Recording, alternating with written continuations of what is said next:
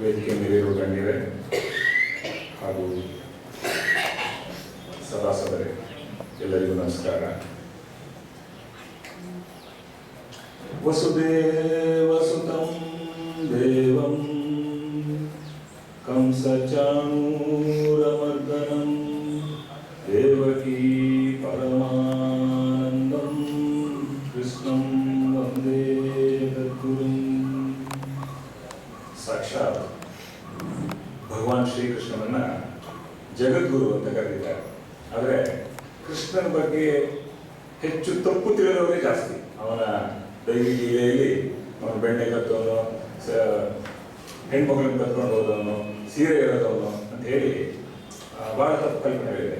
ಆದರೆ ನೀವು ಕೇವಲ ಒಂದು 10 ರೂಪಾಯಿ ಪುಸ್ತಕ, ಭಗವದ್ಗೀತೆ ಪುಸ್ತಕ, ಅದರಲ್ಲಿ ನೀವು ತೆಗೆದು ಯಾವ ಶ್ಲೋಕ ಓದಿದ್ರು ಅವನು ಎಂಥ ಒಬ್ಬ ಪರಮಶ್ರೇಷ್ಠ ಗುರು ಅನ್ನೋದು ವಿದಿತವಾಗ್ತದೆ.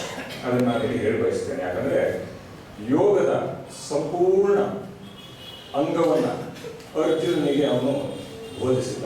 ಯಾಕಂದರೆ ಯುದ್ಧ ಕ್ಷೇತ್ರದಲ್ಲಿ ಅರ್ಜುನಿಗೆ ವಿಷಾದ ಬಂತು. ಯಾವ ಕ್ಷೇತ್ರದಲ್ಲಿ ಮಾನವನಿಗೆ ವಿಷಾದ ಬರಬಾರದು ಆ ಕ್ಷೇತ್ರದಲ್ಲಿ ಅರ್ಜುನಿಗೆ ವಿಷಾದ ಬಂತು. ವಿಷಾದ ಬಂದಾಗ ಇದಕ್ಕೊಂದು ಸರಿಯಾದ ಸೈಕೋಥೆರಪಿ ನಾನು ಮಾಡಬೇಕು ಅಂತ ಅಂದ್ಕೊಂಡು ಕೃಷ್ಣ ಸಮಗ್ರವಾಗಿ ಯೋಗದ ಎಲ್ಲ ಸೂತ್ರಗಳನ್ನ ಸವಿಸ್ತಾರವಾಗಿ ಹೇಳಿದ್ದಾನೆ. 700 ಶ್ಲೋಕಗಳಲ್ಲಿ ಸಾಧಾರಣ 580 ಶ್ಲೋಕ ಕೃಷ್ಣನೇ ಹೇಳಿದ್ದಾನೆ. ಅದರಲ್ಲಿ ಎಲ್ಲ ಅಂಗವನ್ನು ಬಳಸ್ಕೊಂಡಿದ್ದಾನೆ. ಹಾಗಾಗಿ ಕಡೆಯಲ್ಲಿ ಒಂದು ಶ್ಲೋಕ ಬರ್ತದೆ. ಯತ್ರ ಯೋಗೇಶ್ವರ ಕೃಷ್ಣೋ ಯತ್ರ ಪಾರ್ಥೋ ಧನುರ್ಧರಃ ತತ್ರ ಶ್ರೀ ವಿಜಯೋರ್ಭೂತಿ ಧ್ರುವಾನಿ ಭಗವದ್ಗೀತೆಯ ಮೊದಲ ಶ್ಲೋಕಕ್ಕೆ ಕಡೆಯ ಶ್ಲೋಕದಲ್ಲಿ ಉತ್ತರ ಇದೆ. ಎಲ್ಲಿ ಯೋಗೀಶ್ವರನಾದ ಕೃಷ್ಣ ಇದ್ದಾನೋ, ಎಲ್ಲಿ ಧನುರ್ಧರನಾದಂಥ ಪಾರ್ಥ ಇದ್ದಾನೋ, ಅಲ್ಲಿ ವಿಜಯನ್ನು ಕಟ್ಟಬೇಕಂತ ಬುದ್ಧಿ ಎಂಬುದಾಗಿ ಹೇಳಿದ್ದಾರೆ. ಹಾಗೆ ಎಲ್ಲಿ ನಮಗೆ ಮಾರ್ಗದರ್ಶನ ಮಾಡುವಂಥ ಆತ್ಮ ನಿಜವಾಗಿ ಬೆಳೆತದೆಯೋ, ಅದಕ್ಕೆ ಪೂರಕವಾಗಿರುವಂಥ ಮನಸ್ಸಿದೆಯೋ, ಆ ಮಾನವನಿಗೆ ಯಾವತ್ತೂ ಸೋಲಿಲ್ಲ, ಅದು ಯಾವತ್ತಿಗೂ ಅವನಿಗೆ ಜಯ ಸಿಗ್ತದೆ ಅನ್ನೋದೆಲ್ಲ ಭಗವದ್ಗೀತೆ ಕಡೆ ಶ್ಲೋಕ ಹೇಳ್ತದೆ. ಯಾಕೆ ಇದ್ರ ಬಗ್ಗೆ ನಾನು ಸ್ವಲ್ಪ ಪ್ರಸ್ತಾವನೆ ಮಾಡ್ತಾ ಅಂತ ಹೇಳಿದ್ರೆ, ಯೋಗ ಅಂದರೆ ಕೇವಲ ಒಂದು ಸ್ವಲ್ಪ ಕೈಕಾಲಾಡಿಸಿ ವ್ಯಾಯಾಮ ಮಾಡೋದು, ಒಂದಷ್ಟು ಆಸನಗಳು ಅನ್ನೋದು ಹಲವರು ತಿಳ್ಕೊಂಡಿದ್ದಾರೆ. ಆದರೆ ಅದು ಯೋಗದ ಒಂದು ಅಂಗ, ಒನ್ ಆಫ್ ದ ಫಾರ್ಮ್. ಆಸನಗಳು ಅನ್ನೋದು ಯೋಗದ ನಿಜವಾದ ನಿಜತೆ. ಈ ಯೋಗ ಯಾವುದು ನಮ್ಮನ್ನ ನಮ್ಮ ಮೂಲಕ್ಕೆ ಸೇರಿಸುತ್ತೋ ಅದೇ ಯೋಗ.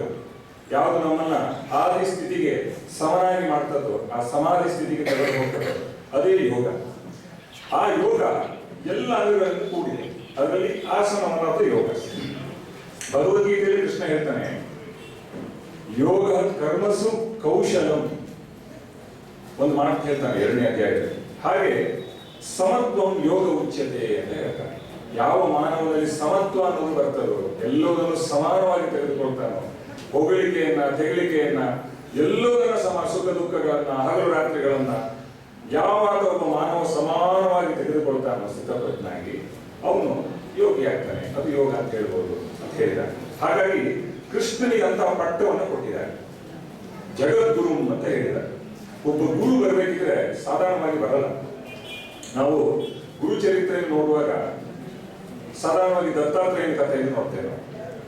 ದತ್ತಾತ್ರೇಯರು ಹೇಗೆ ಬಂದರು? ಅತ್ರಿ ಹಾಗೂ ಅನಸೂಯರ ಮಗ. ಅತ್ರಿ ಎನ್ನುವುದರ ನೀವೇನು? ಅತ್ರಿ ಯಾವುದು 3 ಅಲ್ಲವೋ ಅಥವಾ 3 ಗುಣವನ್ನು ದಾಟಿದೆಯೋ ಅಂಥವನೊಬ್ಬ ಅತ್ರಿ. ಅನಸೂಯೆ ಅಂದ್ರೆ ಏನು? ಯಾವಳಲ್ಲಿ ಅಸೂಯೆ ಎನ್ನುವುದಿಲ್ಲವೋ ಅವಳು ಅನಸೂಯೆ. 3 ಗುಣವನ್ನ ದಾಟಿದ ಒಬ್ಬ ವ್ಯಕ್ತಿಯನ್ನ ಅಸೂಯೆ ಇಲ್ಲದವಳು ಸೇರಿದಾಗ ಅಲ್ಲಿ ದತ್ತನಾಗುವನೇ ಒಬ್ಬ ಗುರು. ಅವ ಶ್ರೇಷ್ಠನಾದ ಗುರುವಾಗಿ ಬರ್ತಾನೆ. ಅವನು ದತ್ತನಾಗಿ ಬಂದಿದ್ದಾನೆ. ಆ ದತ್ತ ಎನ್ನುವನು ಏನು ಮಾಡಿದ್ದಾನೆ? ಗುರು ಎಷ್ಟು ಶಿಷ್ಯರ ಮೇಲೆ ಪ್ರಭಾವವನ್ನು ಬೀರಬಹುದು, ಶಿಷ್ಯರಿಗೆ ಎಂತ ಒಂದು ಯೋಗ್ಯತೆಯನ್ನು ಕೊಡಬಹುದು ಅನ್ನೋದನ್ನು ತೋರಿಸ್ಕೊಟ್ಟಿದ್ದಾನೆ. ಯಾಕಂದ್ರೆ ಕಾರ್ತವೀರ್ಯ ಭುಜಗಳಿಲ್ಲದೆ ಹುಟ್ಟುವಂತ ಮಗು. ಆ ಮಗುವನ್ನು ಕರ್ಕೊಂಡು ಹೋಗ್ತಾರೆ ದತ್ತಾತ್ರೇಯರಿಗೆ ಕರ್ಕೊಂಡು ಹೋಗಿ, ನನ್ನ ಮಗು ಭುಜಗಳಿಲ್ಲದೆ ಹುಟ್ಟಿವೆ, ಏನಾದರೂ ಮಾಡಿ ಅಂತ ಕೇಳ್ತಾರೆ. ಆ ಸಮಯದಲ್ಲಿ ಗುರು ದತ್ತಾತ್ರೇಯರು ತಮ್ಮ ಕಾರುಣ್ಯವನ್ನು ಸಾಕ್ಷಾತ್ ಕಾರ್ತಿವೀರ್ಯರಿಂದ ಹೇಳ್ತಾರೆ. ಹೇಗಂತ ಹೇಳಿದ್ರೆ, ಹೋಗು ಮಗನೇ, ನಿನಗೆ 1000 ಭುಜಗಳಾಗಲಿ ಅವುಗಳು ಸಾವಿರದ ಭುಜಗಳಾಗಲಿ, ಹೀಗಂತ ಹೇಳಿ ಅವನ ಆಶೀರ್ವಾದ ಮಾಡ್ತಾನೆ. ಒಂದು ಗುರು ಕಾರುಣ್ಯ ಅಂತ ಹೇಳಿದ್ರೆ ಆ ಶಿಷ್ಯರ ಮೇಲೆ ಅಷ್ಟು ಪ್ರಭಾವ ಬೀರ್ತದೆ.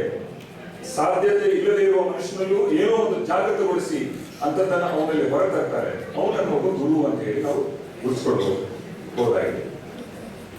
ಇನ್ನು ಈ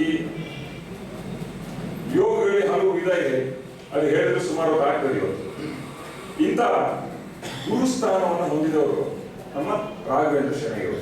ನಮ್ಮ ಮೈಯಾಸ್ ಪ್ರೋಗ್ರಾಮ್ ಅಲ್ಲಿ ಅನೇಕ ಬೇರೆ ಬೇರೆ ಫೀಲ್ಡ್ ಅವರನ್ನ ಗುರುತಿಸಿ ಸನ್ಮಾನಿಸಿದ್ದಾರೆ ನಾಯಕರು. ಜರ್ನಲಿಸಂ ಫೀಲ್ಡು, ಇದು ಕಲೆ ಇರ್ಬೋದು, ಸ್ಪೋರ್ಟ್ಸ್ ಇರ್ಬೋದು, ಸಾಹಿತಿಗಳಿರ್ಬೋದು.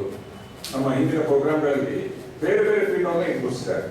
ಈ ಸರಿ ಇದೊಂದು ಗುರುವಂದನಾ ಕಾರ್ಯಕ್ರಮ ರೀತಿಯಿಂದಲೂ ಆಗಬೇಕು. ಯಾಕಂದ್ರೆ ಈ ಯೋಗ ಅನ್ನೋದು ಈ ಬೇರೆ ಕಲೆಗಳು ಹೇಳಿಕೊಟ್ಟವರು ಗುರುನೇ.